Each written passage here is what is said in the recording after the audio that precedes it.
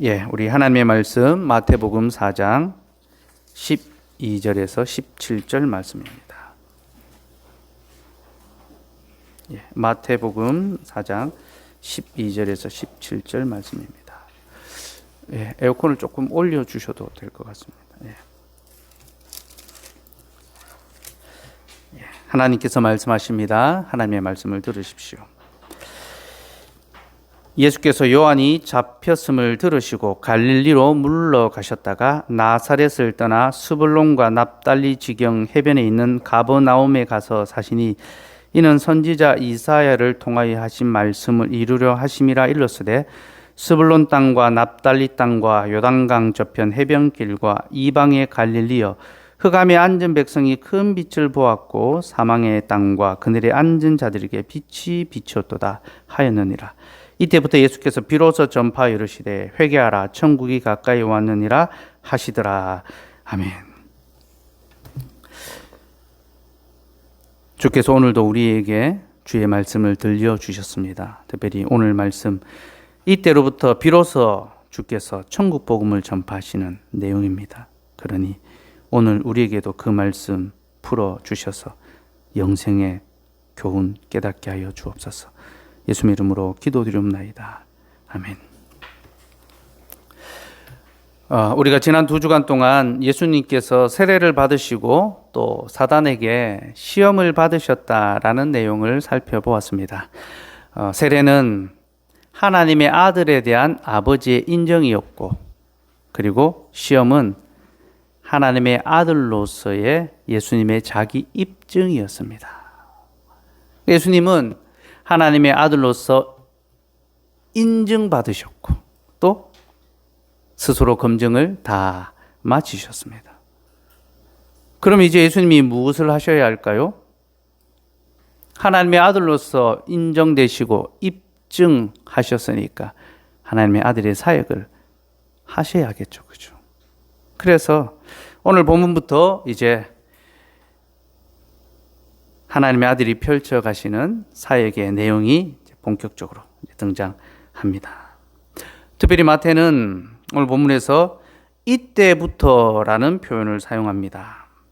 그래서 17절에 이때부터 예수께서 비로소 전파하여 이르시되, 이 말은 예수님의 사역이 이제 지금부터 제대로 이제 시작된다라는 그런 뜻이죠. 근데 이 이때로부터라는 표현은요, 마태복음에서 아주 중요한 위치를 점하고 있습니다. 이 표현은 마태복음에 2번 나오는데요, 2번 다 예수님의 사역이 새롭게 전환되는 시점에서 사용됩니다.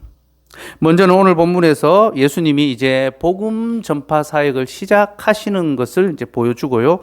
그리고 16장에 또 한 번 나오는데 거기서는 예수님께서 이제 십자가의 길을 걸어 가신다는 것을 보여줍니다. 16장 21절 말씀 제가 주보에 넣어 드렸죠. 같이 한번 읽어봅시다. 시작. 이때로부터 예수 그리스도께서 자기가 예루살렘에 올라가 장로들과 대제사장들과 서기관들에게 많은 고난을 받고 죽임을 당하고 제3일에 살아나야 할 것을 제자들에게 비로소 나타내시니. 자, 오늘 본문과 똑같은 구조로 지금 전개가 되고 있죠. 그리고 이때부터 주님이 비로소 제자들에게 자신이 많은 고난을 받고 죽임을 당하고 제3일에 살아나야 할 것, 곧 십자가와 부활의 길을 가야 할 것을 말씀하기 시작하셨습니다. 마태는 이렇게 2번의 이때로부터라는 시점을 통하여 예수님의 사역을 2기로 구별하는데요. 전반부는 예수님의 복음 전파 사역이며 후반부는 예수님의 십자가 사역입니다. 자, 이 점을 기억해 두시고 오늘 본문을 봅시다. 오늘 본문 17절에서 예수님은 이때로부터 비로소 전파하여 회개하라 천국이 가까이 왔느니라 라고 하셨는데요. 이 말은 예수님께서 이 땅에 천국을 가지고 오시는 분이다라는 것을 보여줍니다. 곧 예수님의 사역이 뭐냐? 그는 세상에 천국을 가지고 오시는 분이다. 이게 이제 마태의 요점입니다. 그럼 여러분, 천국이라는 것이 무엇일까요? 요즘은 뭐 교회에서 이제 천국이란 말들을 많이 안 씁니다. 근데 예전에 우리 어른들, 이제 우리 은근대 성도님이 이제 한창 이제 신앙생활 하실 때는 교회에서 천국이란 말을 정말 많이 썼습니다. 빨리 천국에 가고 싶다. 천국이 빨리 이루어지면 좋겠다. 이제 그런 표현들을 많이 했어요. 그 말은 그만큼 이제 그분들이 사셨던 시대가 어렵고 힘들고 지옥 같았고, 그래서 빨리 천국 하나님 나라가 임하면 좋겠다라는 그런 이제 소망이 표현된 거고요. 요즘 우리는 천국을 그렇게 많이 이제 간절히 바라지는 않습니다. 그건 이제 세상이 그만큼 살만해졌고 이곳이 좋사오니 여기도 천국 비슷한 그런 어떤 곳이다라는 그런 이제 좀 마음이 있어서 그렇지 않은가 싶습니다. 어쨌든 마태복음은 천국에 관한 내용이 나오는데요. 이 천국은 문자 그대로는 하늘나라를 가리킵니다. 천국, 하늘나라라는 이제 그런 뜻이죠. 근데 여기서 마태가 말하는 하늘나라는 어떤 장소적인 개념, 그래서 하늘에 있는 어떤 나라가 아니라 이 통치적인 개념이 더 강합니다. 곧 천국은 하나님께서 다스리는 나라라는 거죠. 그래서 다른 복음서는요, 하나님의 나라라고 그렇게 표현됩니다. 근데 마태는 왜 하나님의 나라가 아니라 천국이라는 표현을 쓸까요? 마태가 유대인들을 위해서 쓰여진 위해서 이제 복음서를 기록했지 않습니까? 근데 유대인들에게는요, 하나님의 이름을 감히 함부로 부를 수가 없습니다. 하나님의 이름을 망령되이 일컬을 수가 없죠. 그래서 하나님이란 이름을 빼고 대신에 천국, 하늘나라라는 그런 표현을 이제 쓰는 거죠. 어쨌든 마태가 말하는 이 천국은 하나님 나라입니다. 예수님께서는 이 땅에 하나님 나라를 건설하기 위하여 오셨다. 그리고 그가 그 사역을 이제 시작하셨다. 그렇게 이제 말하는 거죠. 근데 오늘 본문에서 마태는요, 예수님의 사역의 시작을 요한의 잡힘과 연결해서 설명합니다. 본문 12절을 한번 볼까요? 12절 같이 읽읍시다. 시작. 예수께서 요한이 잡혔음을 들으시고 갈릴리로 물러가셨다가, 자, 마태는 예수님께서 요한이 잡혔다는 소식을 들으신 후에 갈릴리로 물러가셨다가, 그리고 그때로부터 자신의 사역을 본격적으로 시작하셨다라고 그렇게 설명하고 있습니다. 그래서 본문을 읽어보시면요, 지금 요한의 어떤 퇴장과 예수님의 등장이 이게 연속적으로 나타나고 있습니다. 그러니까 요한이 감옥에 갇혀서 퇴장하고 이제 예수님께서 사역을 시작하시면서 이제 등장하는 거죠. 그래서 마치 지금 요한과 예수님이 이 사역의 바통 체인지, 릴레이를 할 때에, 이어달리기 할 때에 이제 사역의 이 계승, 바톤을 터치해 주는 것처럼 그렇게 보여지게 합니다. 그리고 이러한 전개를 통하여 마태는요, 예수님을 통하여 새로운 시대가 왔다라는 사실을 더욱 강하게 부각시킵니다. 여러분, 이것은 마태의 아주 의도적인 그런 이제 설명입니다. 왜냐하면 예수님은 요한이 잡히시기 전에 이미 자신의 사역을 시작하셨습니다. 다른 복음서에서 보면 그렇게 이제 설명합니다. 근데 마태는 그 앞에 예수님의 사역에 대해서는 침묵합니다. 그리고 마치 예수님께서 요한이 잡히던 때로부터 자신의 사역을 시작한 것처럼 그렇게 소개합니다. 그리고 바로 이것을 통하여 그는 요한으로 대표되는 구약의 옛 시대가 이제 저물고 예수님으로 말미암는 신약의 새로운 시대가 도래했음을 우리에게 보여줍니다. 이제 옛 시대는 가고 새 시대가 왔다는 거죠. 근데 여러분, 마태는 우리에게 새로운 시대가 왔다라는 것을 가르쳐 줄 뿐만 아니라 그 나라의 특징이 무엇인지에 대해서도 가르쳐 줍니다. 본문 13절에서 16절 말씀 우리 같이 한번 읽어볼까요? 시작.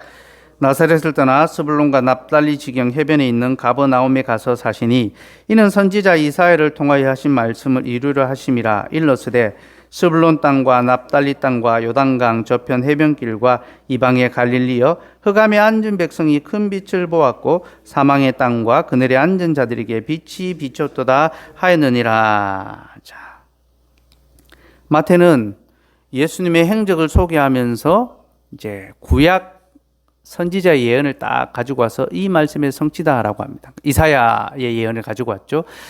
이 부분에 대해서는 제가 전에 한번 설명드렸습니다.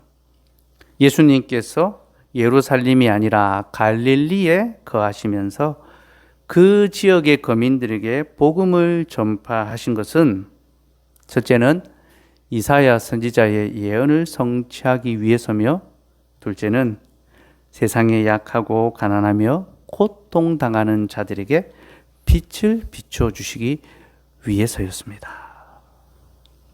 본문에 나오는 스불론과 납달리 땅 그리고 이방의 갈릴리는 이스라엘의 변방이었습니다.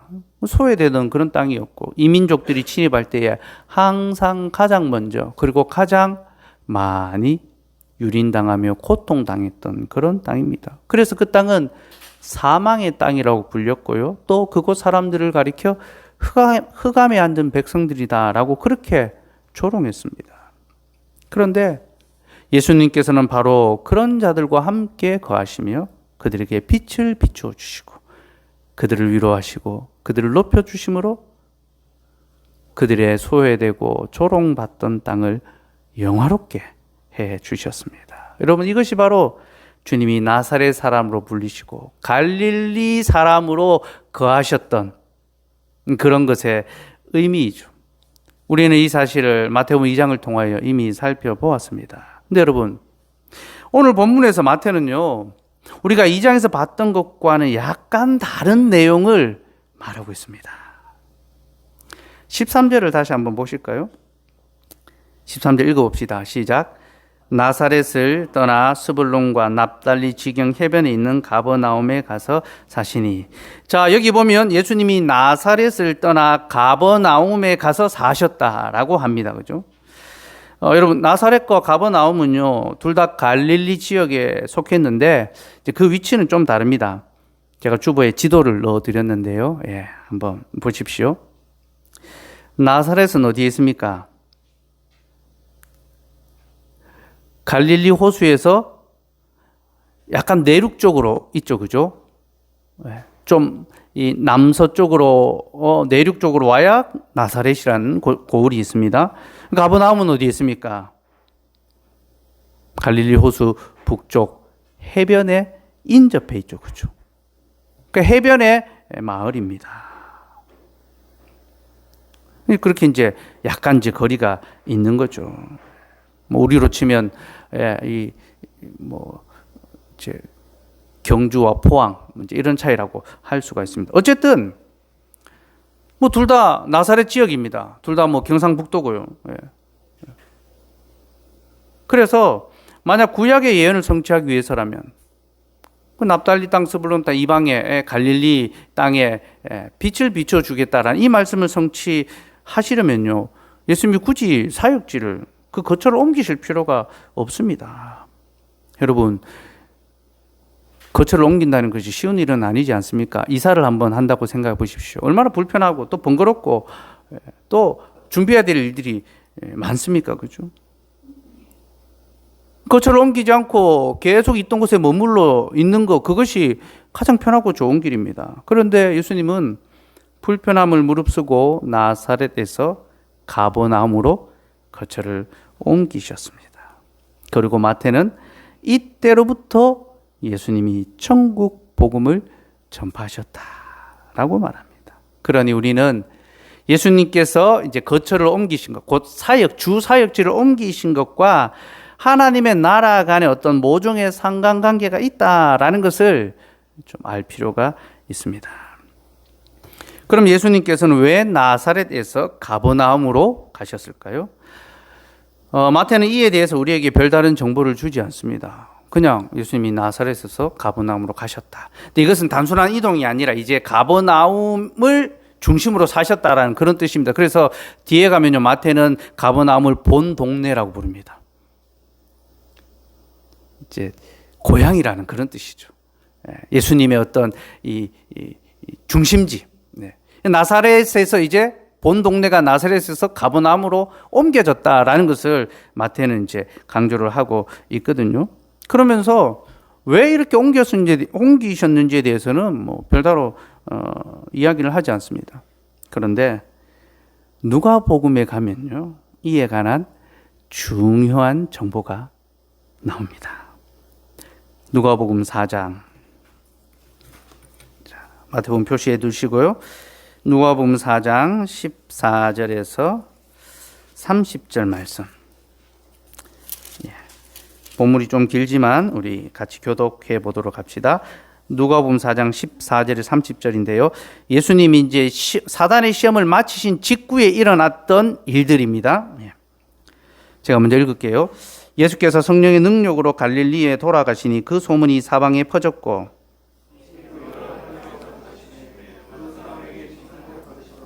예수께서 그 자라신 곧 나사렛에 이르사 안식일에 늘 하시던 대로 회당에 들어가사 성경을 읽으려고 서심해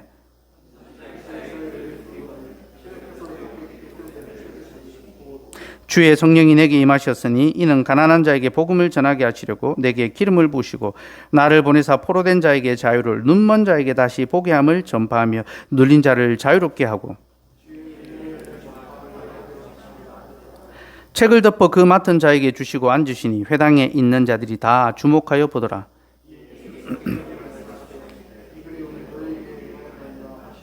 그들이 다 그를 증언하고 그 입으로 나오는 바 은혜로운 말을 놀랍게 여겨 이르되 이 사람이 요셉의 아들이 아니냐.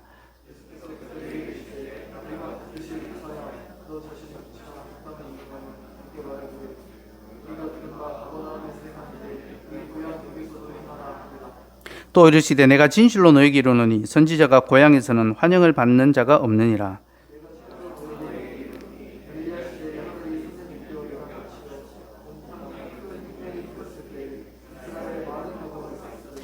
엘리야가 그중 한 사람에게도 보내심을 받지 않고 오직 시돈 땅에 있는 사렙다의 한 과부에게 뿐이었으며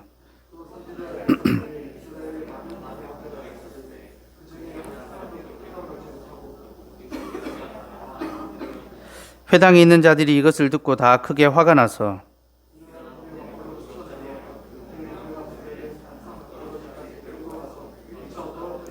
같이 합시다. 예수께서 그들 가운데로 지나서 가시니라. 아멘. 자, 예수님께서 사단의 시험을 마치신 직후 갈릴리의 여러 회당에서 이제 가르침을 시작하셨죠. 그리고 그의 소문이 사방에 순식간에 삽시간에 퍼졌습니다. 야, 그가 메시아다. 그가 선지자다. 이런 소문들이 퍼진 거죠. 그리고 예수님께서 나사렛에서도 가서 거기서도 말씀을 전파하셨습니다. 그런데 여기서 나사렛 사람들의 반응이 좀 묘합니다. 22절 다시 한번 볼까요? 같이 읽읍시다. 시작. 그들이 다 그를 증언하고 그 입으로 나오는 바 은혜로운 말을 놀랍게 여기르되 이 사람이 요셉의 아들이 아니냐. 그곳 사람들이 예수님의 가르침에 놀랐습니다. 그리고 이 사람이 요셉의 아들이 아니냐라고 했습니다. 여러분, 이 사람이 요셉의 아들이 아니냐, 이 말의 뉘앙스가 여러분에게는 어떻게 들립니까? 예수님을 영접하고 또 인정하는 당신은 참으로 그 메시아입니다라는 그런 말로 들리십니까? 아니면 예수님을 무시하고 배척하는 그런 말로 들리십니까? 후자로 들리시죠, 그죠? 그렇습니다. 나사렛 사람들은 예수님을 무시하고 배척했습니다. 그들은 예수님의 가르침에 놀랐지만 그들은 예수님의 권위를 인정하지 않았습니다. 왜 그랬을까요? 그들이 예수님의 유년 시절을 다 보았기 때문입니다.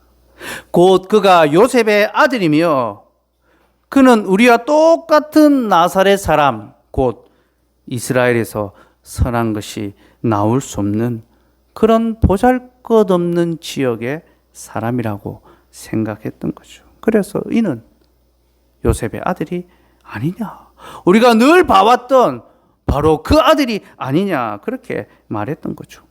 이 말에는 그는 하나님의 아들이 아니라 사람의 아들이다, 그런 의미가 담겨 있죠. 그래서 그들은 예수님의 권세 있는 가르침을 듣고도 예수님의 권위를 인정하지 않았습니다. 예수님은 그들의 마음에 있는 악함을 보시고 너희가 내게 다른 고을에서 행한 그 이적을 여기서 행하라 라고 요구할 것이다. 그렇게 말씀하셨습니다. 여러분, 네가 다른 고을에서 행한 그 이적을 여기서도 행하라. 이 말이 어떻게 들리십니까? 예수님을 향한 시험의 말로 들리지 않습니까? 네가 만약 메시아가 맞다면 다른 곳에서 행하였던 이적을 여기서도 행하라. 여러분, 놀랍게도 나사렛 사람들은 사단이 예수님께 했던 시험과 똑같은 것을 요구하고 있습니다. 네가 요셉의 아들이 아니라 하나님의 아들이라면 기적을 행하여 보이라. 우리가 믿겠다. 여러분, 사단은 좀 전까지 예수님을 시험했는데 예수님이 시험을 이기시자 그는 잠시 물러갔지만 그는 얼마 쉬지 않고 또다시 예수님을 시험하고 있습니다. 여러분, 하나님께서 우리를 위하여 졸지도 주무시도 아니하시고 일하신다 하시죠. 그죠? 그런데 사단도 자신의 나라를 위하여 쉬지 않고 일하고 있다는 것을 알아야 합니다. 그래서 시험에 들지 않게 깨어 기도하라라고 성경은 우리에게 가르치죠. 어쨌든 나사렛 사람들은 예수님을 시험했습니다. 다른 곳에서 했던 이적을 여기서도 해보라.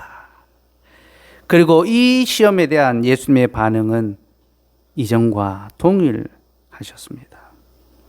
주님은 능력을 행하시기보다 말씀을 가르치심으로 자신이 이스라엘의 참 선지자라는 것을 나타내 보이셨습니다. 특별히 예수님께서 엘리야와 엘리사를 언급했는데요.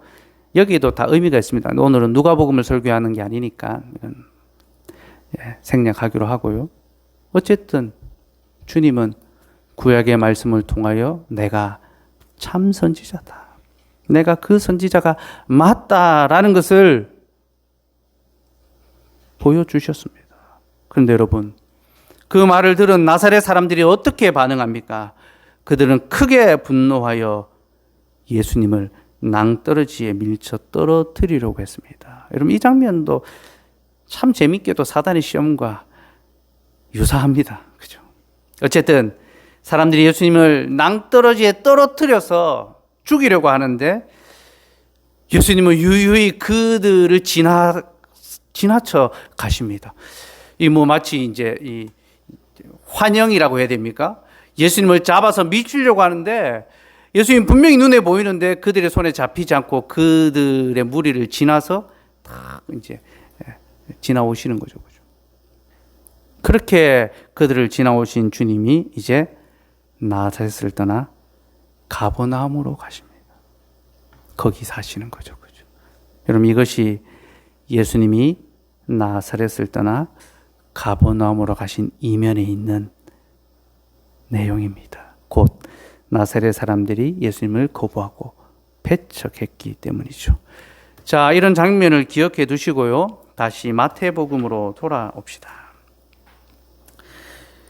마태는 예수님께서 가버나움에 거처를 정하신 때로부터 이제 천국 복음을 전파하셨다라고 하는데요. 여기서 그는 복음의 아주 중요한 교훈 하나를 제시합니다. 바로 회개입니다. 예수님께서 사람들에게 회개하라, 천국이 가까이 왔느니라 라고 그렇게 말씀하셨습니다. 회개하라, 천국이 가까이 왔느니라. 근데 여러분, 이 말 어디서 많이 들어본 그런 말 아닙니까? 어디서 들었습니까? 우리가 얼마 전에 요한의 복음을 다룰 때에 들었던 내용이죠. 그죠? 여러분, 요한이 무슨 복음을 전하였습니까? 그도 예수님과 똑같이 회개하라, 천국이 가까이 왔느니라 라고 그렇게 말했습니다. 여러분, 예수님과 요한은 지금 동일한 복음의 메시지로 그 사역을 행하고 계십니다. 근데 여러분, 요한과 예수님의 복음은요, 같은 것을 말하고 있지만 사실 그 속에는요, 약간 결이 다른 부분이 있습니다. 거의 대동소이하지만 약간 결이 다른 부분이 있습니다. 뭐가 다르냐? 먼저 요한의 복음은요, 메시아의 도래를 앞두고 이제 사람들에게 개인적인 회개를 촉구하는 그런 복음입니다. 메시아가 곧 오실 터이니 너희는 각각 자신의 죄를 뉘우치고 이제 하나님께로 돌아오라.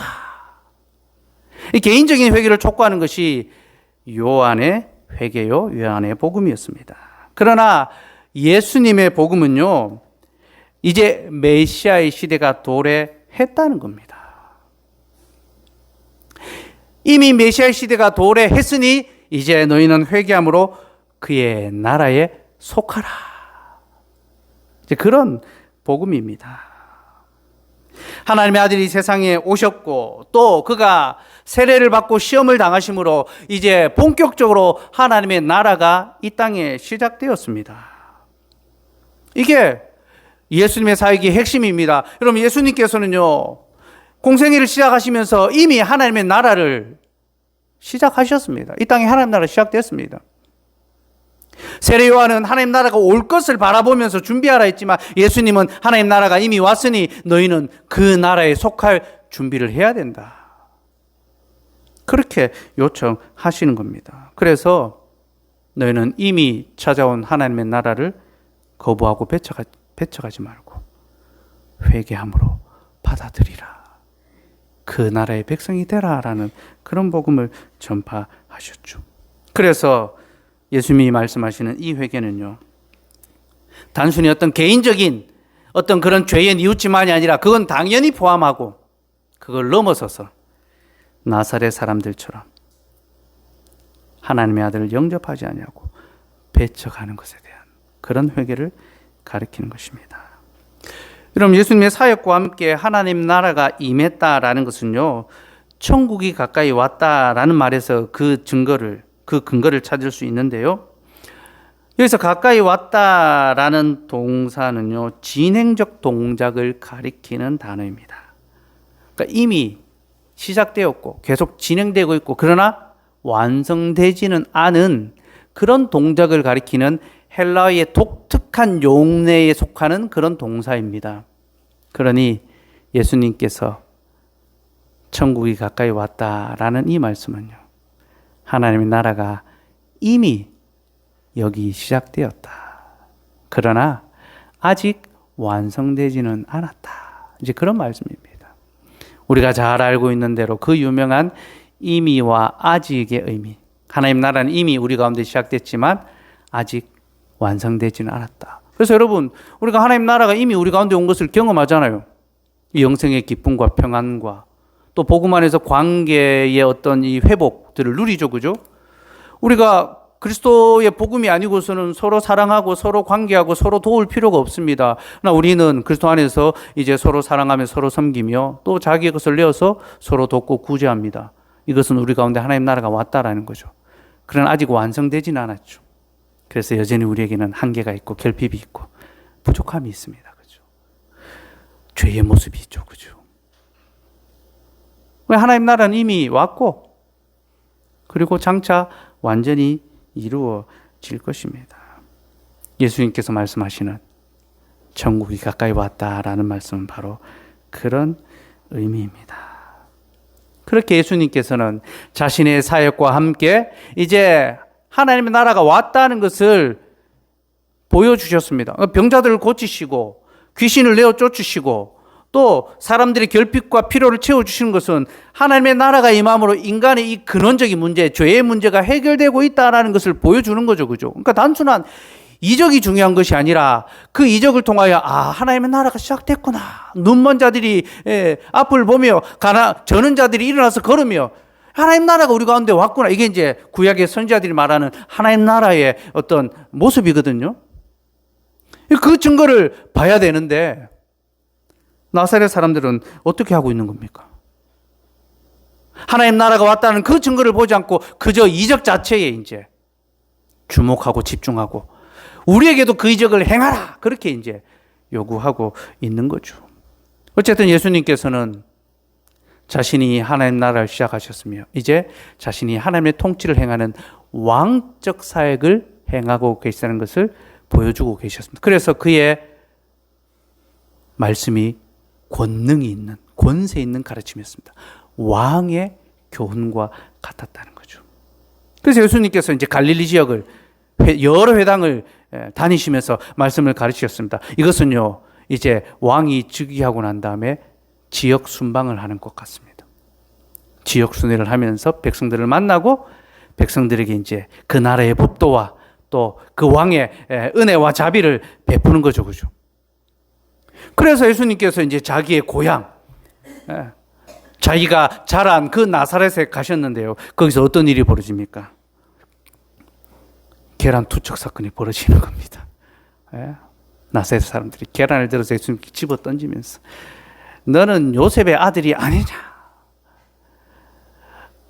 네가 하나님의 아들이라면 다른 곳에서 행하던 그 일을 우리 마을에서도 행하라.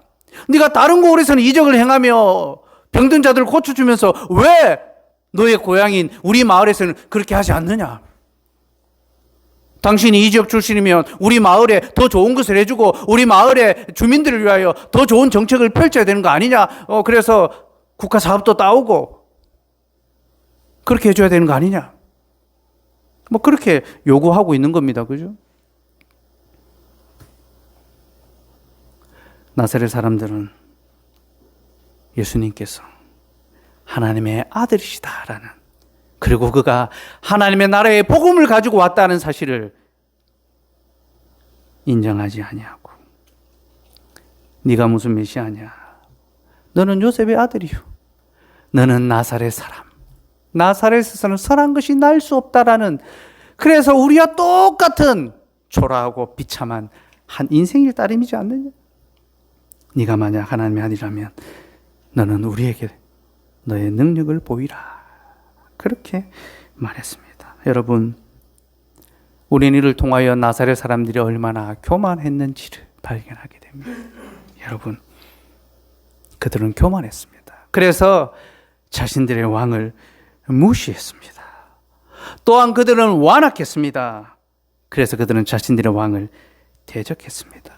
그래서 그 왕은 그들을 떠나 가버나움으로 가셨고, 이제 거기로부터 자신의 왕국의 시작을 선포하셨습니다. 그리고 그 왕의 첫 번째 메시지는 회개입니다. 너희는 회개하라. 천국이 왔으니. 그러므로 여러분, 여기서의 회개는요, 단순한 죄의 뉘우침이라기보다는 왕을 향한 겸손한 자세와 그를 영접하는 경배의 모습을 가리키는 것입니다. 곧 자신을 낮추어 왕을 경배하고 오직 그의 은혜만을 구하는 겸손한 자세. 이것이 바로 예수님이 요구하시는 회개입니다. 여러분, 사실 회개의 핵심은요, 겸손에 있습니다. 하나님, 내가 이런 죄를 지었습니다. 하나님, 내가 이런 나쁜 짓을 했습니다. 이런 것을 낱낱이 아뢰는 것이 회개의 본질이 아닙니다, 여러분.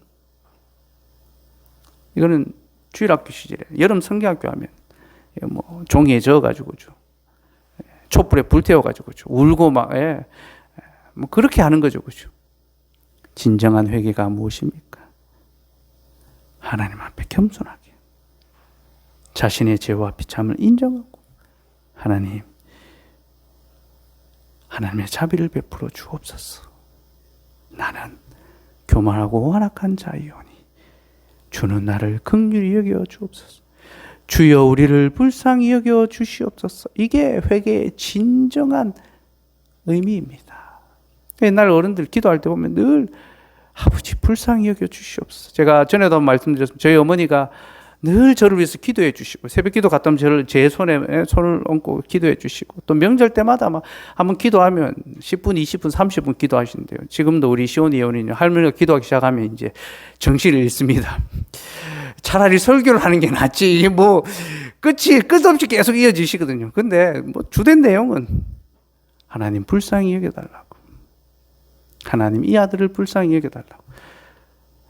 지금도 그때 그 내용들이 다 기억나지 않지만 불쌍히 여겨달라라는 그 간절한 이 부르짖음, 그 간구는 잊혀지지 않습니다. 여러분, 그게 회개의 본질입니다.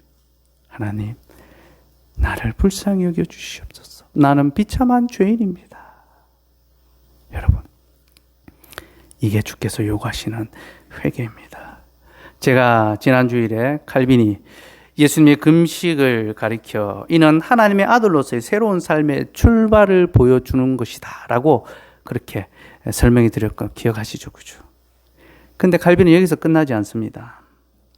칼빈은 금식의 핵심은 겸손에 있다라고 하면서 우리는 예수님의 그 육체적인 금식은 재현해서는 안 되지만 그가 하나님 앞에서 보이신 그 겸손의 삶을 본받고 재현하며 하나님의 아들로서 새로운 삶을 살아가야 한다. 그렇게 덧붙입니다. 그렇게 말합니다.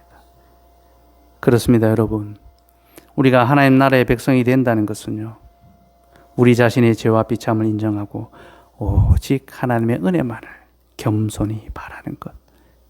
그것이 바로 하나님의 나라의 백성이 된다는 것이며, 그렇게 겸손하게 자신이 흑암 중에 있는 자인 것을 인정할 때에 그는 비로소 빛이신 주님을 만나 뵐 수가 있습니다. 그러나 반대로 자신의 어두움을 인정하지 아니하고 다만 교만하여 무례히 행하는 자는 결코 빛이신 주님을 만나 뵐 수가 없습니다. 주님은 그런 자들에게는 자신의 빛을 비추지 않으시고 도리어 떠나가실 따름입니다. 주님이 나사렛을 떠나 가버나움으로 가셨던 것처럼 말입니다. 그러니 여러분, 우리 겸손하게 하나님 앞에 섭시다.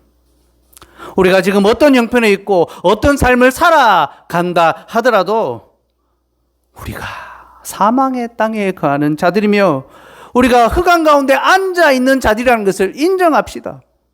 우리가 인생의 어떤 좋은 때를 맞이하고 우리가 손으로 하는 모든 일들이 잘 되고 있고 우리의 자녀들이 건강하고 안전하게 잘 되며 또 결혼하고 취업하고 출산하고 그렇게 걱정 없이 살아간다고 해서 우리가 문제없는 인생이 아닌 것이 아닙니다. 여러분, 우리는 여전히 사망의 땅에서 흑암에 앉아 매일매일 구걸하듯이 살아가는 그런 인생들입니다. 루터가 마지막 죽음의 순간에 그가 자신이 많은 업적을 이루고 사람들에게 무한한 존경과 대단한 그런 사람으로 인정받았지만 죽음의 그 순간에 나는 거지입니다. 하나님의 은혜 없이는 나는 비참한 거지입니다라고 고백했던 것처럼 우리도 하나님 앞에 거지라는 사실, 이것을 인정해야 합니다. 그리고 우리에게 주님의 은혜가 필요하고 주의 말씀의 교훈이 필요하다는 것을 고백해야 합니다. 사랑하는 여러분, 우리가 이 자리에 모인 이유가 무엇입니까? 우리가 왜 이 자리에 모일 수 있었습니까? 우리가 다 예수 그리스도의 소문을 들었기 때문에, 온 사방에 전파된 예수 그리스도가 우리의 구주라는 소문을 들었기 때문에 우리가 이 자리에 모였습니다. 그리고 주께서는요, 갈릴리의 여러 회당으로 다니시며 가르치셨던 것처럼 매주일 우리에게로 이 교회당으로 찾아오셨어. 우리에게도 말씀을 가르쳐 주십니다. 곧 목사의 입을 통하여 진리를 풀어주시고 권세 있는 가르침으로 우리를 놀라게 하시며 우리의 마음을 항상 훈계하십니다. 주님이 나사렛 사람들을 찾아가신 것처럼 지금도 우리를 찾아와 말씀하십니다. 그러니 여러분, 겸손히 그가 주시는 말씀의 교훈을 받고 주님이 우리의 왕이며 우리의 구주신 것을 고백합시다. 하나님의 나라는 이미 임하였고 또한 장차 완전히 임할 것입니다. 이것이 하나님의 약속의 말씀이니 이 말씀을 굳게 붙들고 조금도 의심하지 마십시오. 또한 예수님께서는 말씀을 통하여 자신이 하나님의 아들이라는 사실을 다 입증해 주셨습니다. 그러니 여러분, 이제 주님께 또 다른 증거를 달라고 떼쓰지 맙시다. 주께서 내 삶에 형통한 것을 주셔야 되고 나를 취업시켜 주셔야 되고 이번에 준비하는 시험을 붙게 해 주셔야 되고 내가 하는 생업이 잘 되게 해 주셔야 되고 내가 연애하고 내가 결혼하고 내 가정이 잘 되고 내 자녀가 더 잘 되고 내 인생이 더 잘 되고 내가 질병에서 고침을 받고 내가 세상에서 영광을 얻게 되면 혹은 내 삶에 지금 필요한 그 필요를 주께서 채워주신다면 내가 기도하는 그 기도의 제목이 지금 응답이 된다면 내가 주를 믿겠나이다. 주님 나에게 증거를 주시옵소서. 여러분 그렇게 됐으며 주님을 시험하지 맙시다. 만약 그렇게 한다면 우리 역시 나사렛 사람들과 똑같이 되고 말 것입니다. 여러분 우리에게 필요한 것은요 주님을 향한 검증이 아니라 주님을 향한 겸손입니다. 겸손하게 우리의 무지를 인정하고 주님 가르쳐 주시옵소서. 여러분 우리가 복음의 내용을 교훈을 다 알고 있습니까? 아닙니다. 여러분 우리는 배우고 또 배워야 됩니다. 목사인 저도 말씀을 대할 때마다 저의 무지와 저의 어리석임이 얼마나 큰지 놀라고 놀라울 따름입니다. 그래서 주님 나를 가르쳐 주시옵소서. 주께서 나를 가르치지 않는다면 저는 주의 성도를 가르칠 수 없습니다. 그래서 매일같이 끙끙거리며 밤을 맞대고 씨름하며 주의 말씀을 연구하고 또 그 말씀에 엎드려 기도하며 이 말씀을 들고 섭니다. 여러분 우리는 듣고 배우며 또 배우기에 힘써야 합니다. 항상 배워야 합니다. 또 우리는 주께서 우리의 삶에 이적을 나타내 주시고 우리의 삶을 형통하게 해 주실 것을 요구하는 것이 아니라 주께서 우리에게 회개하라. 너희는 하나님의 나라를 받아들이라. 너희는 하나님의 통치를 받고 그의 말씀에 겸손히 순종하며 살아라. 그렇게 말씀하시는 그 교훈에 우리는 순종하며 반응해야 합니다. 그러니 여러분 우리 회개함으로 우리의 삶을 하나님께로 돌이키며 항상 상하고 통이한 심령으로 하나님 앞에 서며 수시로 높아지려는 마음, 우리 스스로 자신을 대단하게 여기고 혹은 아무 문제 없는 것처럼 여기고 그래서 하나님의 도움을 하나님의 자비를 구하는 것을 잊어버리게 되는 것을 경계하시고 늘 하나님 앞에 자신을 겸손하게 낮추어서 더욱 주님만을 경배하며 살아갑시다. 그리하면 그의 마음에 참 빛이신 예수 그리스도가 비치실 것이요 우리는 그와 함께 그의 날에서 영원히 거하게 될 것입니다. 기도하겠습니다.